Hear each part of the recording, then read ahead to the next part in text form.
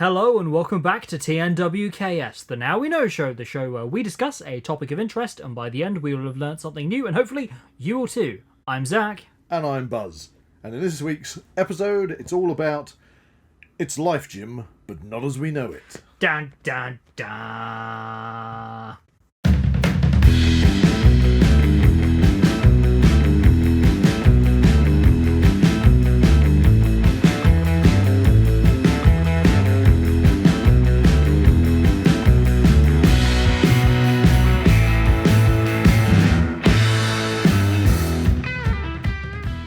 If you enjoy the Now We Know Show podcast, support Zak Wylde Productions on Patreon or join our members on YouTube for early access, ad-free content and exclusive episodes. So here we are, back in the Tower Studio. Yes, yet again, if you're viewing this or listening to this on YouTube, you'll be able to see our lovely faces. Yes, but I need to ask you something. Okay. I'm sorry to interject there, Zak, but why are you wiggling an inflatable alien around? An inflatable alien? This is no normal particular inflatable alien. This is John Parker. Okay, can I rephrase that question then? Why are you wiggling your John Parker around? That sounds so wrong. That sounds horribly wrong. But yes, John Parker. Okay, so back in the day, I was watching a surprise movie night double feature with my friend Jack, who was in the podcast last week. We all know Jack. Hiya, Jack. And the movie I brought in was Buckaroo Banzai Adventures Through the Eighth Dimension. Yeah, I love that movie. And every alien in that film is called John Parker. Ah, righty-ho. So, and for that particular video that we did, I did buy two inflatable aliens. In a infinite universe, maybe somewhere out there, is a planet completely populated by John Parkers. That would be so confusing. Well, there you go. But it would make Buckaroo Banzai in the Eighth Dimension kind of like make more sense, I suppose. They were supposed to do a sequel, but they never did. That was with such a shame. what's it from RoboCop? Peter Weller. Yeah. I had other few names. Anyway, yes. Moving on. The fact that you are wiggling your John Parker about is because we're discussing extraterrestrial life. That is very true. Now, we have discussed UFOs or UAPs, which is basically, obviously, does touch upon extraterrestrial life or interdimensional life. We did also have Glenn in talking about first contact. How that would go down. How people would react on that, which was a good one. But we just wanted to cover about extraterrestrial life and the possibility of life existing off the Earth. Because let's face it, at present, even though we've got so many advances in technology, you can put John Parker over there. Okay, I'm going to... Just put John Parker somewhere because he's he okay there? He can stay there, but he's going to get moved. Okay. So anyway, with all our technological advances, everything that the human race has managed to achieve, we still have absolutely no proof that there is any life off world yet. Any life other than what is on So Earth. what we're going to talk about in this episode is the potential, the likelihood that there is more life in the universe than just than us. Yeah, and I think obviously you've got to touch base on creationists compared to evolutionists. So, if you're going to come from the angle of God created mankind on planet Earth, then we can probably leave it there. And obviously there's so many different religions on the planet, and some religions have a single god and some religions have multiple gods, and they all have their different creation stories and everything else. Personally, I love them. But again, that's a minefield of opinion. Exactly. Really. And I love the sagas and stories of the Norse gods, but ultimately I tend to be more of a scientific individual. So not Marvel then. Not Marvel. All Norse gods are aliens. Yeah, let's leave Marvel out of this one. Anyway, let's focus on what we want to talk about, which is basically the potential of extraterrestrial life existing out there in the universe. But first, it's time for Weird and Wonderful. Yes, so I have a weird and wonderful story this week. Hey. So the story is Okay, hit me with it. Roof Ninja. Roof Ninja. So this is sums up somebody who is running this along. is a story about a 34-year-old woman who was found living in a shop sign, a supermarket sign. What, one of these big signs in Michigan? In the USA? Yes. Oh man, what, in one of these big... She was found to have been living in there for quite a time. Wow. Like, how do you even manage that? How did you find it in the first place? You know, Well- to get access to a Yeah, sign. it's the crazy fact that this story, revolving around this woman, is the fact that they didn't just find her living in there. She was like fully living in there. It was completely decked out with computers, a coffee maker, a bed set up. Like, Oh, right. Okay. how would you manage to set this up without being noticed? Very carefully. Maybe that's why she got the title of Roof Ninja. That's probably exactly why. I think that story is pretty... Have you ever thought about living in a shop sign window? No, I tend to be more of a bushcrafter, so I tend to look at, oh, can I live in that tree? Can I live in that bush? You're an outside hobo. Can I burrow a hole and make an encampment? I don't know. But yeah, not a shop sign. Yeah, but it'd be interesting to see how this story develops, because it didn't really go into further detail as to whether or not she was actually removed from this place. Yeah, I think that would probably make a good basis for a zombie movie, that somebody's like hidden from the zombie apocalypse in a Walmart sign or something like that. Roof Ninja versus zombies. You've got it. Come on, Asylum, make this happen. It's writing itself, isn't it? Exactly. Well, there was a zombie movie called Stalled where somebody gets trapped in a toilet. Oh, in the toilet store. A toilet store. Oh, no. Whilst the zombie apocalypse. Stalled. Well, I think there's one called Shed of the Dead. Shed of the Dead. All right, we're going off to Shrek, okay? On tangent. On tangent. John Parker. John Parker, he's the alien. He's our guest. Yes, we are an alien. He's our guest in the studio alien today. voices for John Parker. Okay, that'll do. Okay. We might be offending aliens out there for all we know. What, you mean like generic stereotype green inflatable alien? Anything's possible in an infinite universe. Potentially, yes. Anyway, so I've got my trusty notes. And of course, with the Now We Know show, it's all about learning things that otherwise we may not have known, and also coming at it from the perspective of just normal average guys and girls. You got it. Sitting around a table having a chat. We're not scientists, but we do look into and research our stuff. Yes. So obviously, if we get anything wacky or wildly wrong, then put it in the comments, and we would love to know. Put us straight. Exactly. But anyway, so we know obviously that complex life exists on planet Earth. Yes. And obviously it's always been a fixation with humans, probably from ancient times. I mean, obviously, ancient astronaut theorists speculate that this possibly could be something to do with aliens. That aliens have visited us, have built the pyramids, have interacted with Aztec Stonehenge cultures, is some kind of energy synthesizer. And, that may or may not be the case. I don't know. But let's look at it just basically from the building blocks as we know it of life, and the potential of that happening in the universe, or in even just our localized galaxy, okay? The Milky Way. So, of course, in our solar system, so a solar system, you have a star, okay, which then has a system of planets around it, and we have our system of planets around our local star, the sun, and Sol 3, Meta Spiral. Okay. That's us. That's Earth. Okay. According to Doctor Who. Terran. Whatever. Anyway, so so you have a star, and it puts out obviously radiation, heat, and you have planets which form around a star and eventually create a stable solar system. And there's all sorts of different types. You can have suns where you've got 2 star systems and all sorts of things. But what about Star Wars here? How many suns has Tatooine got? I have no idea. I think it's 2. I think he watches 2. Luke Skywalker watches 2. And let's not even talk about Riddick, because obviously in that one, what was it in the first movie? Pitch Black.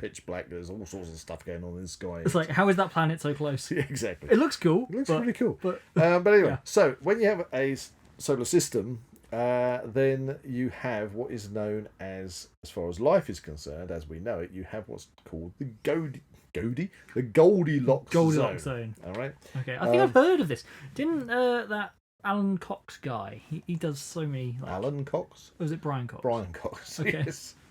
Anyway, Alan's his cousin. I don't know. Potentially. Yeah. So you have the Goldilocks zone, and the Goldilocks zone is, of course, you understand why it's called the Goldilocks zone. Not okay, so Think about it. Goldilocks. Goldilocks. It's to do with life, like a belt. Yeah. Around But why the is it sun. called the Goldilocks zone? Because you can have life there. No, yeah, but why is it the gold? Well, it could be the Little Red Riding Hood zone. You know? But that's not as appealing as Goldilocks.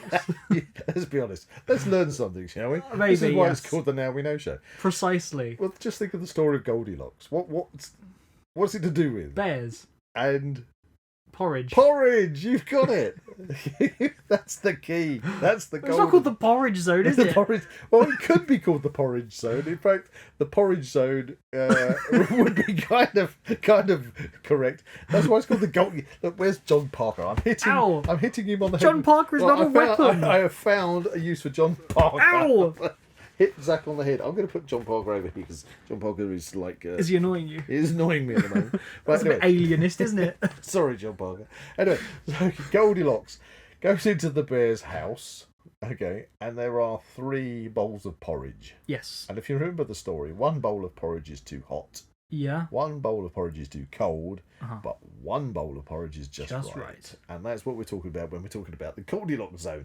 You have a star, which obviously emits heat, radiation, and then you have, depending on the size of the star and the amount of energy that it puts out, because stars are vastly different sizes, then the zone can be much smaller or much bigger, depending, and it's where... In the vastness of the universe, its potential is infinite. It's so where you have the zone where it can support life because the temperature is not too hot Or too cold. or too cold, but just right. So like in our own solar system, the Goldilocks zone stretches from around about Venus to where the orbit of Mars. Mm-hmm. Okay, and within that zone, That's where we fit in. Earth happens to sit pretty much directly in the middle of that zone, so optimum position. Mm-hmm. But of course, what we also have is when you have life. What do you need? You need light, air, water, nutrients, and a medium for life to grow. Mm-hmm. And of course, we have plenty of water on our, as it's known, little blue planet, and we have all the nutrients and all the required ingredients. Mm-hmm. Okay. Now, obviously, this isn't a discussion about how life came into existence, but we obviously assume with evolution you're going back to literally single organism amoebas, Yeah. and then over literally millions and millions of years. I think people don't understand evolution as a theory. It takes vast amount of times for things to happen, and then sometimes you get jumps in evolution. But yeah, but we're talking about life. It's very funny, that idea that, again, some people have the perspective that like evolution, much like religion, is an opinion.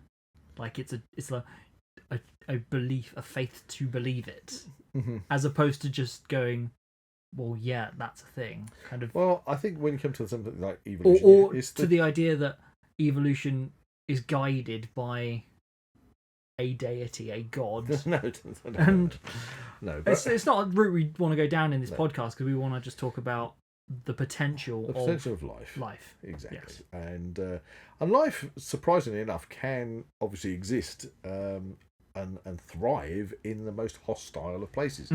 But that's one thing about our planet. You know, scientists take our planet and take different zones on our planet and look for if life can exist, such as, is there microbial life in the deep Antarctic, for example, in the ice. They found all sorts of creepy things. Yeah, and they have found things which have basically frozen that are, thousands of years old, which have come back to little worms and things that have managed to come back to life. That's amazing. So you don't know, It but really is but amazing. life can survive in really harsh conditions, and if you go into the deepest oceans, you have volcanic vents. Yes. And this is the interesting thing, because I mentioned light, but obviously you have types of aquatic creatures that emit their own light sources, but bioluminescence. But you have in these deep oceans with the volcanic vents where there is no natural sunlight, literally pitch black. Yet they found, because of, we're talking almost like a a miniature Goldilocks zone around those thermal vents where you'd think it would be an absolutely harsh Inhospitable place. environment for life to actually exist. Like an entire ecosystem has developed. These thriving ecosystems there, from just literally microorganisms through to complicated multicellular organisms such as fish and things. So and so although we haven't found life within our own solar system off planet, the nearest possibility that I've looked at has been one of Jupiter's moons called Europa, and Europa is a moon which is completely covered in ice. Mm-hmm.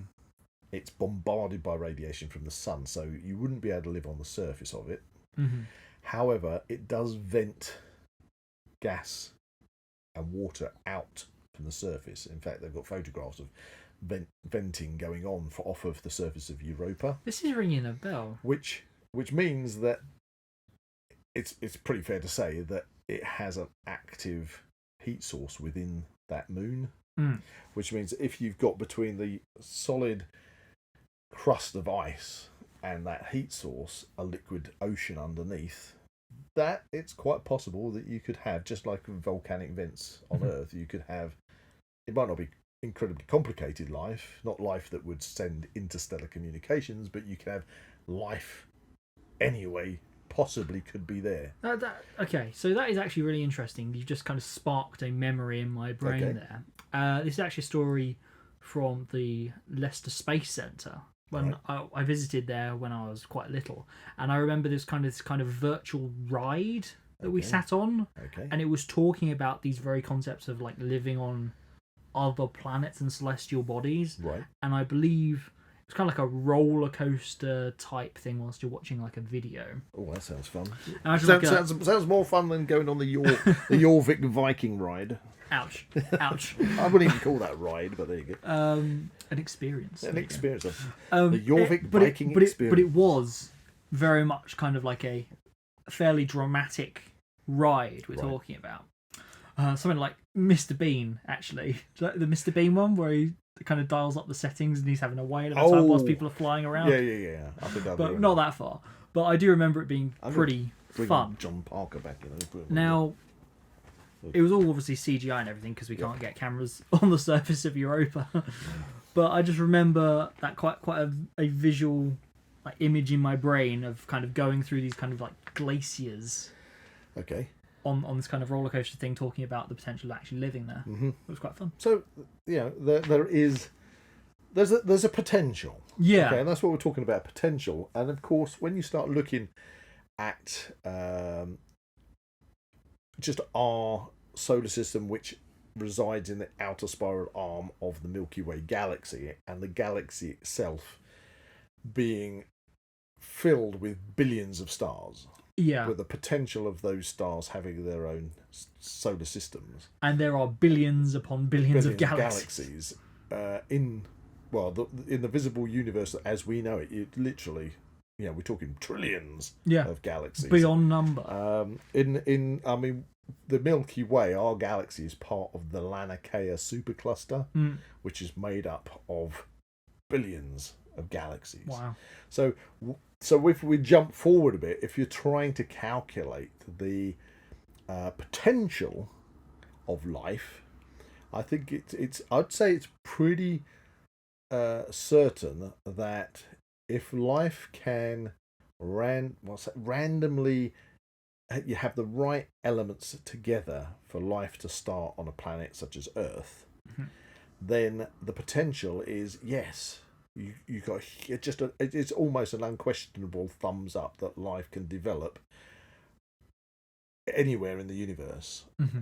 But the question would be, would that life be just simply, a singular celled organism or green slime or a complex life form, much like us? Yeah, so a multicellular complex life form that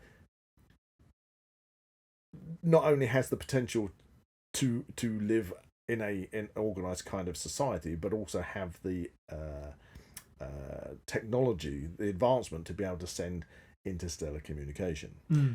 Remember, when it comes to things like life, we've had civilizations on this planet which take the dinosaurs. They were on the planet far longer than human beings have known to have been on the planet, for literally millions of years, and because of a natural disaster, they literally get wiped out. Yeah.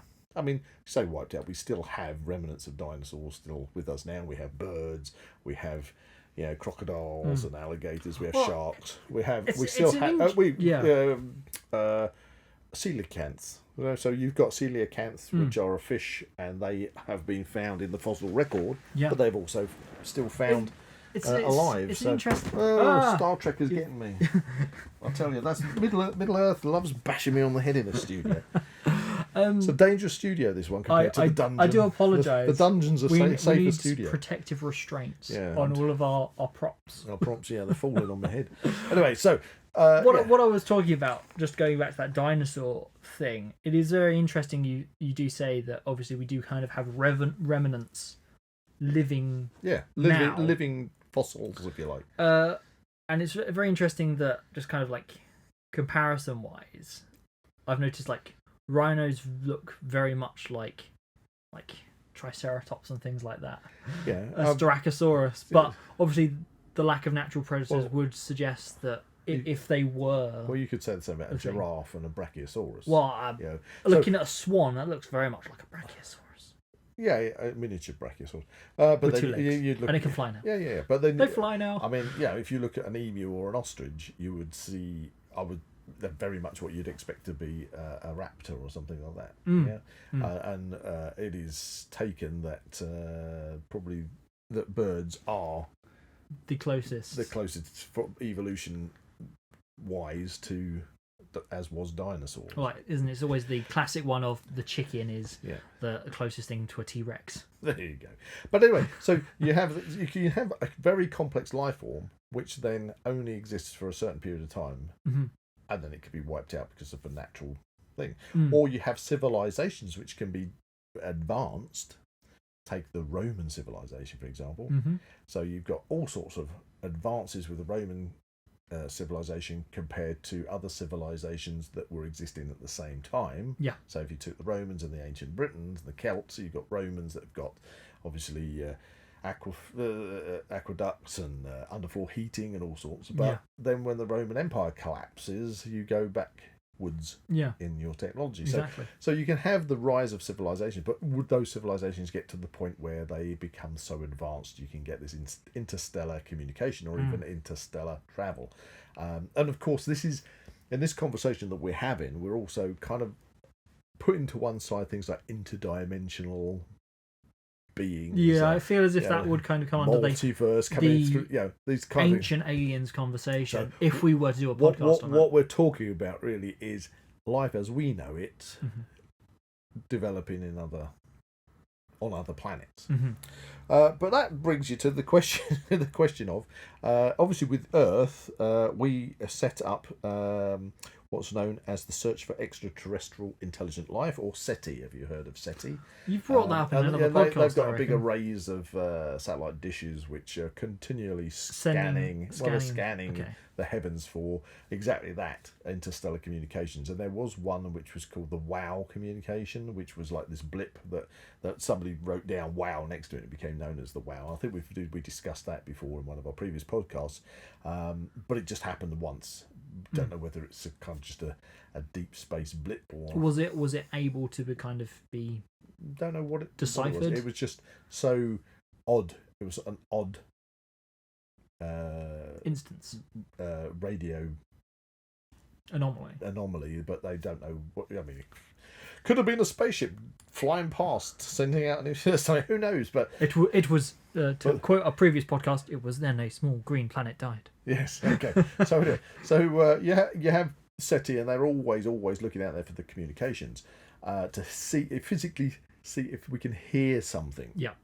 That is coming through space from another civilization. However, obviously, if life was to develop on a world other than Earth, you've got to know that there are other planets out there beyond our solar system. And of course, with that, that was always the case, that we had no idea if there were any planets out there because we can't see them. Yeah, but in recent years, scientists have started to discover planets through techniques used, and it's so you've got the Goldilocks. What you're looking for is a planet which is within that Goldilocks zone. Yeah. But how do you see a planet which, when you look at the stars at night, they are just tiny pricks of light to your eye, and then you're trying to find something which is literally probably smaller than a grain of sand that's orbiting that planet. How would you? Yeah, a really big telescope. Yeah, you're really big. Well, even that, that does happen. But it's basically it's solar wobble is what you're looking for. Solar wobble. I don't know if that's correct. I've got my notes down here. Go through my notes, but I'm sure it's called solar wobble. But anyway, yeah. So it's basically where I'm going to use props here. So we got props. I'll have to describe this for those listening. We need a star, and since we're in the we're up in the attic tower studio, which has got all these wonderful things here. I've got loads of sci-fi props, guys. It's a bit like a museum. There we go. What we got here? This. Okay. What is that? I wonder if anybody who can view this. Okay, it's a silver ball, which is Buzz is holding a sphere. So if you think of a sphere, which if you go to the gym and you use barbells, the barbells have knurling on them. If you know what knurling is, it's where it's machined, so it's like grips your hand. It kind of looks like a crosshatch. This is a silver ball which is covered in knurling. Okay, but I'm going to turn it round because it's got a door. It's got a door. Everybody should have a door. Anyway, so it's opening the door. And I've opened the door, and a planet's fallen out. Okay, and that's because I've opened the door because this actually is not a star, it's not a planet. It is a Sontaran sphere. It's a Sontaran space pod. Yeah, space pod. Anyway, but this is going to represent our star. Yes. Okay, and a planet has fallen out, which is a small ping pong ball, which is this one's called Bounder. Okay. Planet Bounder. It's a long story. Long story, but we had a banquet once, and we decided we were going to get hundreds of ping pong balls and write insults on them, so that you could PG insults. So Victorian insults. Victorian insults. It was a steampunk. It was a steampunk, and we thought, people can hurl insults at each other if you write them on ping pong balls. Not to confuse things, but we're not throwing Sontaran spheres at people. But if you have a star, yes, and you're observing that star, yes, I'm going to point to the star. Yeah, well, okay, and you have your planet, okay. If the planet passes in front of the star, it causes a wobble in the light that's refracted, that's coming from the star. Right, so it's kind of like a break in the in the beam. Exactly, they call it a wobble. So that planet revolves around, you get a wobble. And of course, depending on how far the planet is away from the star, therefore how long its orbit is around the star, if it comes around and goes past it, you see, because it could be just a random object going past. It could be a rock or something. Yeah, it could be an asteroid, it could be a comet, whatever. But if you have this repeated orbit of a planet around the star, then at the same time you wait for it, you're going to get that wobble again as the planet passes in front of the star, and you wait again, and so after a period of time you're saying, this star has definitely got a planet or more than one planet that's revolving around the star. So that's great. That has allowed scientists to spot loads of planets. And but I say about that because I think there's about over 6,000 planets, what we call exoplanets. So an exoplanet is a planet which is extrasolar planet, which is meaning outside of our solar system. Okay, so these exoplanets have been spotted, but with you would have to be. So I'm looking at the camera now. Yeah. Okay, and the camera's pointing at the star. Do you want me to hold up the star? No. And planet Bounder's going around the star, and as it passes in front of the star, you get this wobble. Yeah. In the light, and then it wobbles again. However, we have to be looking. We are a fixed point on Earth. Yeah.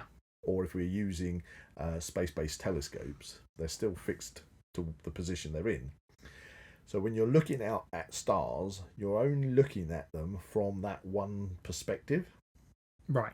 So if planet Bounder is orbiting the star this way, so vertically around, yeah, you will not see a wobble at all.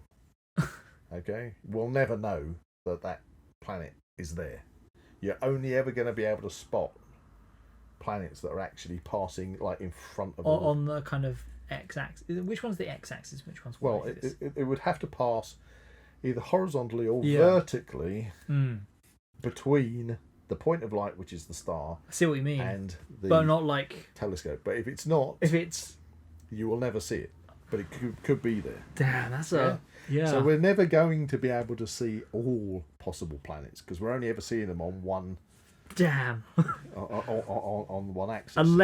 Unless we can develop some kind of new means to do that. Well, the nearest star to us, which has an exoplanet, is Proxima Centauri, and the planet is known as Proxima B. Ooh. And that is revolving around. I'm going to put the sun down. I'm going to put the sun down. The Centaurus. Don't want to drop it. It's very hard to handle. I mean, you could just give it to me. Okay. Oh, well, I'll put it down now. That was a clunk. Okay, but anyway, so Proxima B orbits Proxima Centauri, and you're looking like this. Proxima Centauri is a red dwarf. There, I get a red dwarf quote in there. It's a red dwarf star. So it's a much smaller star, much dimmer. I thought you were actually quoting Red Dwarf. No. It is a red dwarf. Okay. It's a red dwarf. So it emits red light, and it's a very small star. Small, about quarter the size, I believe, as our sun. So therefore, it's not putting out as much heat, etc., etc. So do I still need the Bounder? You don't need that. It can revolt. Oh dear, he's dropping. Bounder has flown off Bounder. into the cosmos. Exactly. I do apologise. Exactly. So that is the nearest exoplanet to us. Yeah. But the key is you've got to calculate whether a planet is within. So you've got to calculate the size of the star, calculate the distance of the planet's orbit from the star, and work out whether or not that is in that Goldilocks zone for that particular star. Right. Also, I am led to believe that by analysing the when it passes in front of the star, there is that wobble in the light waves, and by analysing the refracted light that is passing through the atmosphere of said planet.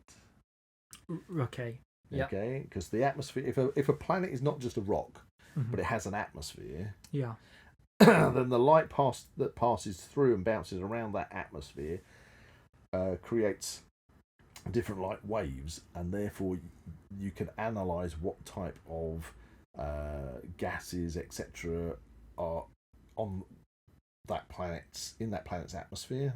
So whether that planet could potentially support life if it's got water, oxygen, blah blah blah. So, in that sense, obviously, it's feasible to kind of calculate this potential of whether or not life could be supported there. But another question is, I suppose it's on a kind of like an individual basis, whether or not there actually is life. Yeah, as Jack famously says in our Planet of the Apes podcast, I'll get to that. Okay, we'll get to that. Wow, so, we're referencing ourselves. Exactly. We've got to that level of meta. Yes. We're so meta now. So we can spot planets where we couldn't do that before. Yes. But then you've got to spot planets which are within that Goldilocks zone of their resident star. Okay? And then we've got to analyse the light that are refracted or through their atmospheres or around them to potentially see whether they've got the right combination of elements to support life. Okay? The nearest one to us is, I'm just checking my notes, 500 light years from us, and it's Kepler 186f. What a name. Detected by the Kepler telescope, and it's in the constellation of Cygnus. Cygnus the Swan. You mentioned the Swan earlier. There you go. Blake 7 referenced Cygnus Alpha. Cygnus Alpha, that was a prison. It was a prison planet. Prison Planet. There you go. There you go. I think the wasn't it the prison ship London? Took the prisoners to Cygnus That Alpha. was fun. And there is actually a Cygnus Alpha sort of convention, isn't there? Yeah. Anyway, not in this case. We're talking about Planets. a planet. So here we have potential of an exoplanet which is in the Goldilocks zone, which has the potential for life to exist on it. Mm-hmm.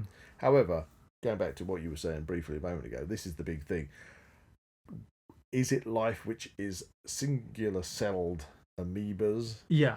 Is it just a green slime that is in an ocean on rocks, or are we talking about a multi-celled complex life form that not only can develop civilizations, whether that civilization is literally like the dinosaurs or a complex civilization like the Romans, but we're talking about a civilization that is at a minimal level that we're at, that could be basically looking out of their own SETI radio telescopes and optical telescopes back at us and wondering whether there's any life. I suppose the variables in this instance is like there could be so many different like things going on there. Yeah.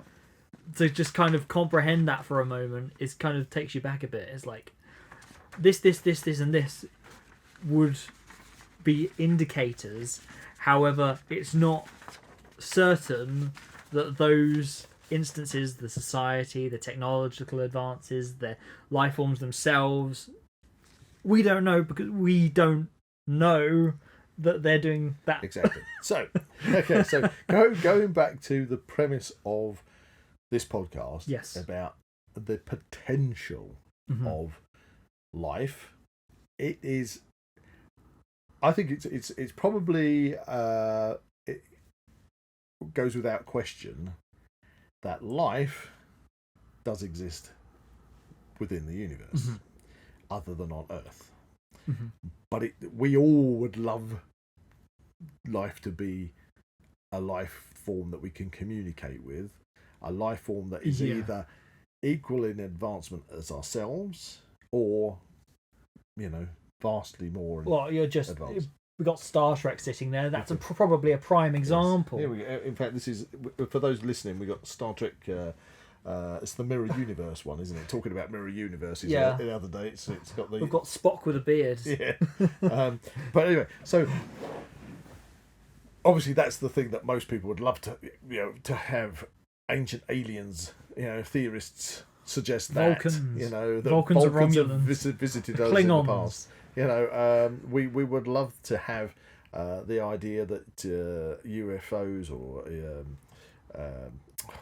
UAPs, thank you very much. Which stands for unidentified aerial phenomenon. Correct. Thank you. You get a point. Thank you. We're doing scores and no idea. So much going on in my head at the moment. I know. So, I love it. So anyway, so you've got this potential, and so I think for something like very, very base life forms, it goes without saying the potential is there.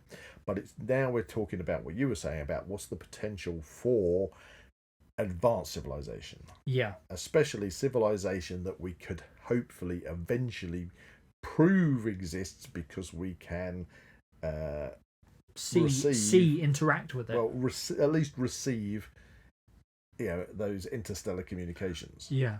We can only hope they're friendly. Well, that's a question, isn't it? That's a question.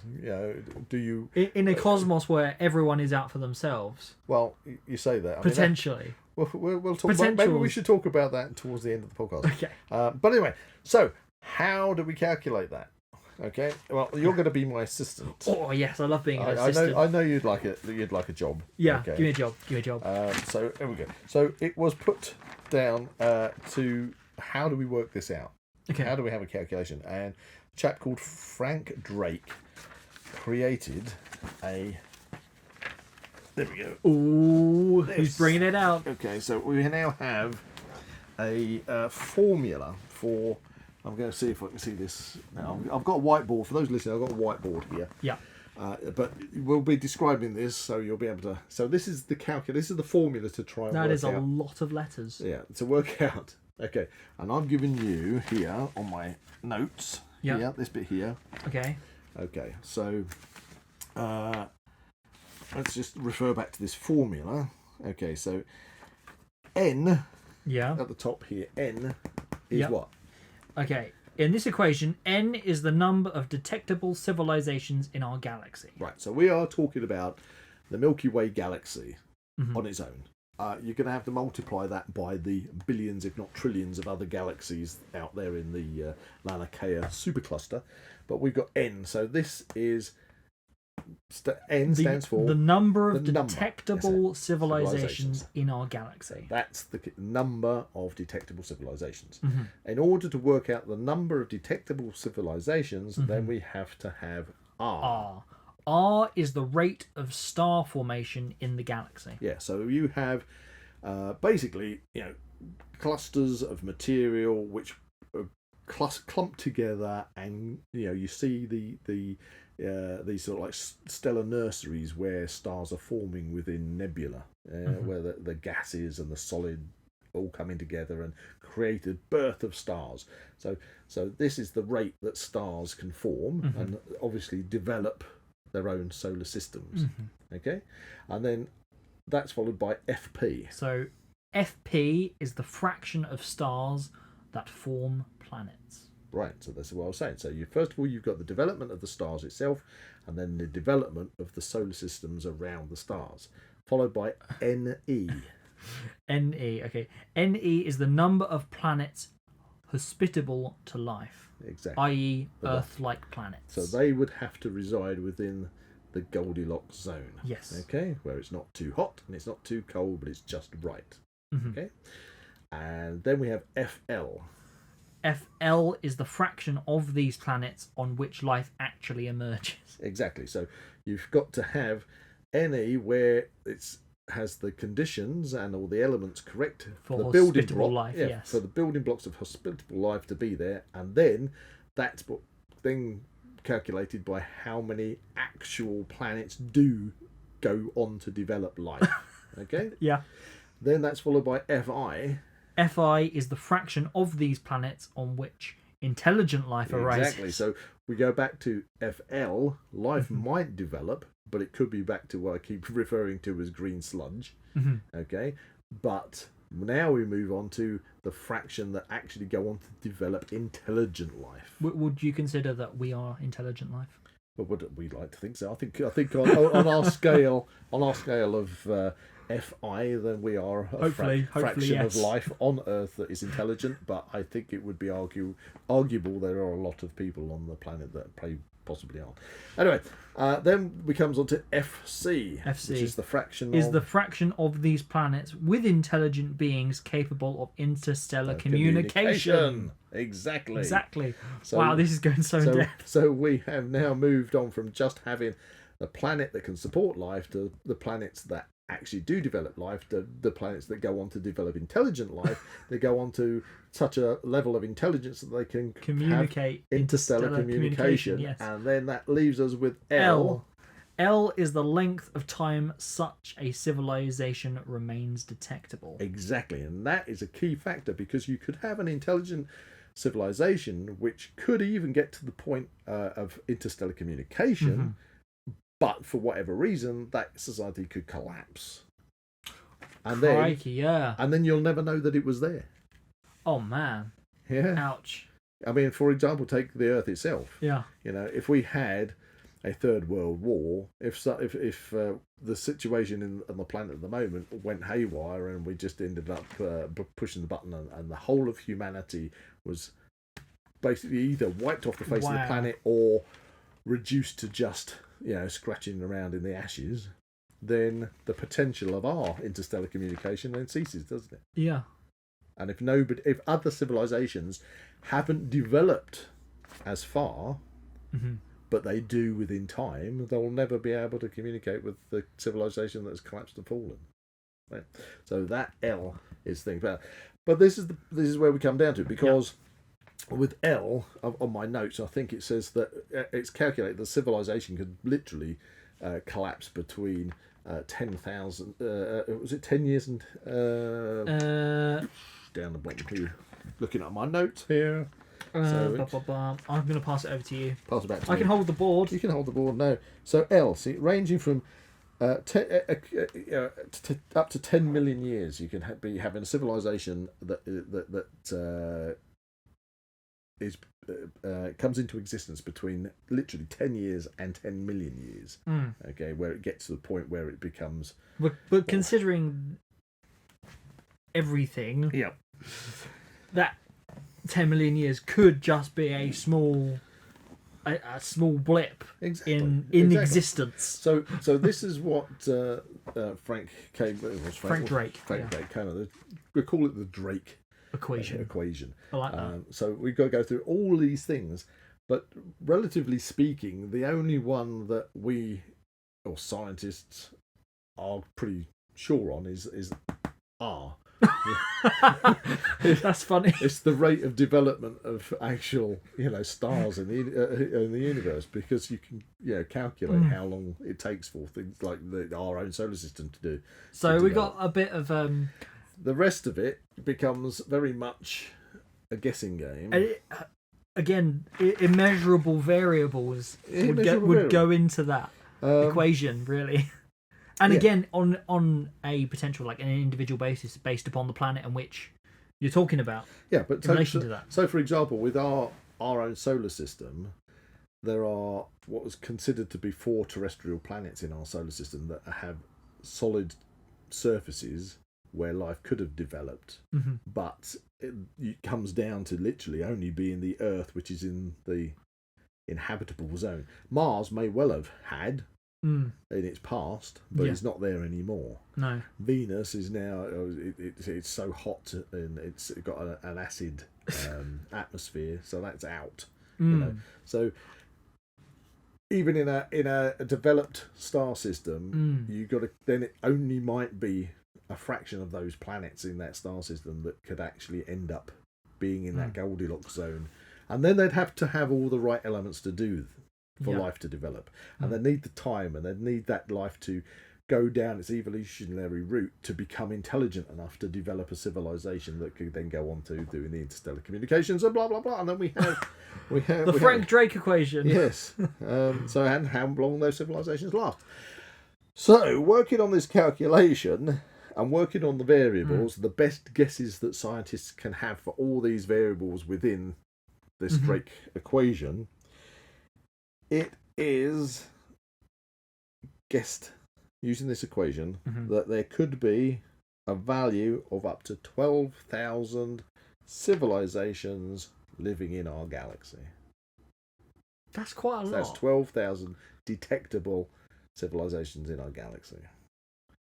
I mean, you putting it. I'm going to put the whiteboard down. Putting it like that doesn't sound but too far-fetched. Well, you say 12,000 civilizations within a galaxy which is full of billions of stars. It's still it's a fractional amount. Yeah. It is that Goldilocks kind of thing. The best hope we would have is if we could detect a signal coming from another civilization, that it would have to be a signal that can be understood. I suppose it's a bit like Close Encounters of the Third Kind, because in that they use music. As like a universal. It would have language. to have a kind of like a regular rhythm, a beat. So you could tell behind it is not just sort of like an interstellar background pulse, for example, that is created naturally by something, that it's an actual artificial communication. Exactly. With intelligence behind it. But when even if you could locate one of these supposed possible 12,000 civilizations, and if those civilizations are at a level of equal or beyond communication to our own, you've still got to get that's vast distances to cover. Obviously, the universe doesn't make it easy, does it? Doesn't make it easy at all. But it is fascinating subject to discuss. And that brings me back to, I think you were sort of thinking about all sorts of variables when it comes to civilization. Oh, that's it. You were talking about Okay. Yeah, is it a good idea to be in communication with another? Okay. So again, so the potential for life, I think, is very, very high. From my personal perspective, I think the potential for life in the universe as we know it, in the visible universe, is a thumbs up. Whether that life is what we would consider complex, intelligent life, we don't know. I don't know. Love to think that it would be. Yeah. But then we've gone beyond. So we've answered the question that we set at the beginning of this podcast. Okay, that the potential for life is there. Certainly, yeah. And we've looked at the Drake equation to see if we can work out if we could actually have life that is at that intelligent civilization level. Yeah. But I suppose now we're just going on to this kind of like general discussion, on speculation. Speculation. So, is it a good thing to get in touch with another? Well, exactly. I suppose that, in its essence, would really depend upon the life form or potential life form that would be discussed in that instance. Like, is it going to be some kind of hive mind xenomorph looking thing that's going to want to? Okay, well, if you're talking alien, yeah, I don't think the alien in Alien, was what you would call. It was more like, as you say, a hive mind. More aliens. It was more like a wasp or a bee. Not a predator. Not an alien, a higher alien life form that had developed space travel. No. You see, so that could be a life form that could exist on an exoplanet. So a predator then. Yeah, just like a lion or a tiger or a raptor. You would or say a like a predator is intelligent, but it doesn't see us as intelligent. Really, it just kind of hunts us. Well, yeah, if you went walking around out in Africa now, you would. It treats us as prey. You're prey. You'd probably be nice, a prey species. Easy long pig prey. I still can't believe they included that in Pirates of the Caribbean. Then if you looked at an alien that is actually I don't know really, because I was going to say the Thing, where you've got obviously a very complex and polymorphic life form. Yeah. But I don't know whether that life form has ever been explained, whether it was the pilot of the UFO in the ice, or whether it was. It's very interesting because there's some deleted scenes in the the remake prequel one that actually show the pilot. Right.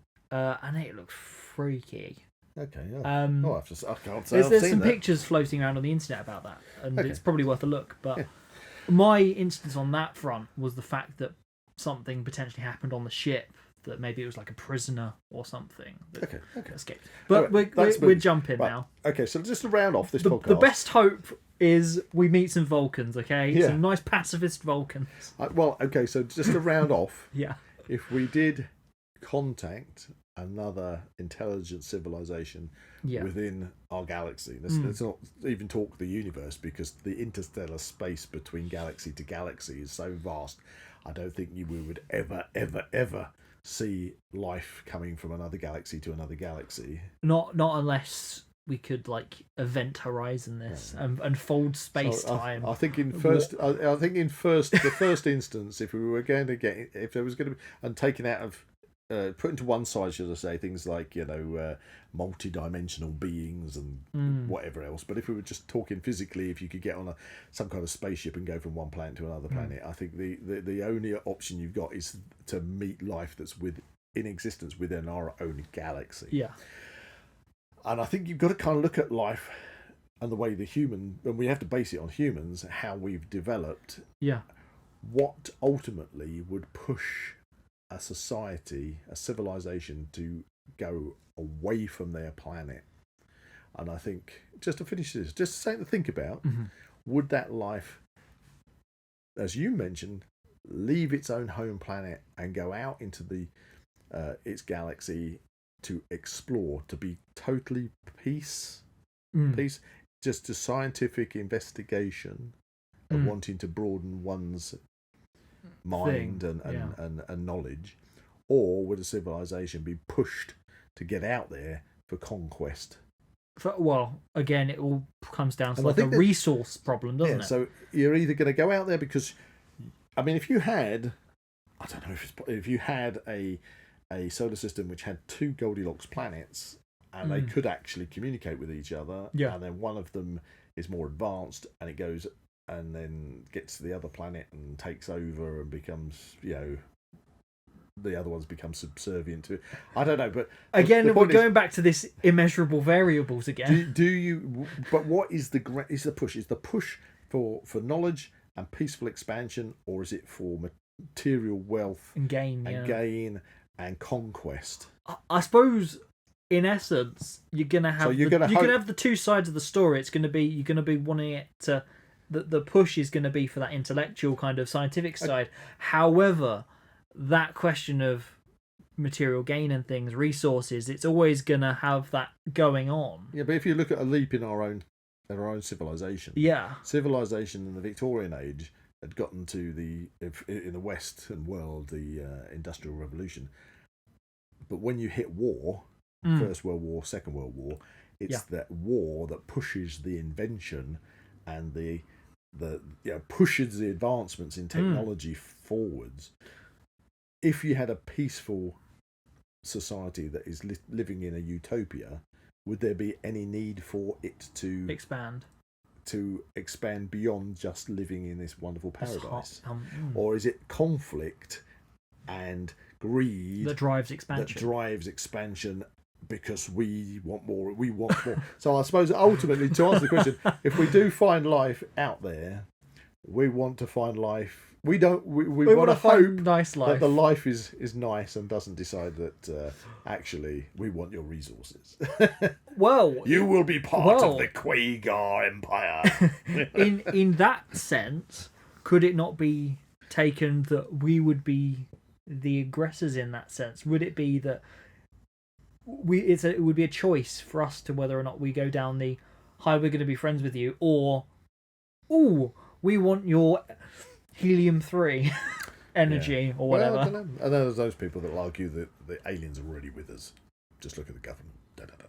Anyway, but anyway, we're looking at it from a specifically scientific perspective, without any of the conspiracy theories or weird, wacky ideas. You know what? I really love that Frank Drake equation. The Drake equation. Did you want to potentially put it in front of the camera just for the YouTube? Okay, I'm just going to put this viewers once again. I'll tell you what. There's the Frank Drake equation. Okay. And there's who's his name again? John Parker. John Parker. There you go. So there's the Frank Drake equation. Everyone, take a screenshot. Take a screenshot, and that might one day help us to find. If you need us to explain it again, just rewind on the podcast. Yep. Anyway, get back a few chapters. That leaves us just to finish off with one little thing. One little thing, and what is that? That is Wisdom of the Week. And Wisdom of the Week. Whoops, I've got my Wisdom of the Week here. Okay, I don't need to see your wisdom. The Wisdom of the Week. Okay. Imbue your wisdom. Yeah, I shall imbue. Remember this.